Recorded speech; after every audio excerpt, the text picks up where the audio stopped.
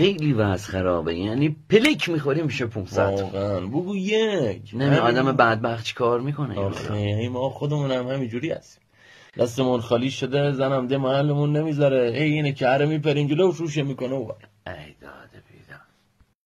کاکا زندگی فقط شانس و پیشونی که ما بچه ای نداشتیم.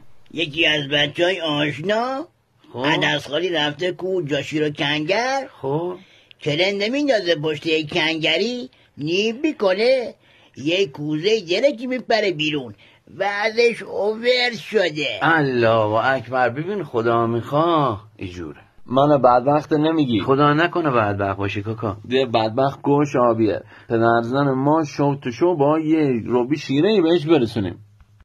از اون طرف رفیق ما با 100 یاماها رفته خواستگاری، یعنی پدرزن لارجی ها 100 گرفته انداخته تو کوچه، یه حضرتی گذاشته زیر پاش، بهش میگم کجایی پیدا هندی، میگه من میبینمت، بوغم خرابه. ای داد از رفیق نامرد. واقعا حالا شانس رفیق ما نبیبین، ای با زنش هر روز بحثش بوده، میره 207 نهال یه ترکه اناره میخره که زنو با کیفیت بهتری بزنه. ای زنده بار مرد بوده. والا من اگر زنم کاکل نداشت همه جاش الان پلانتی. حالا بگذاریم خلاصه رفته 207 نهال ترکه اناری خریده، تو قرعه کشی یه 207 که هم برنده شده. خدا الله اکبر. ای شانس.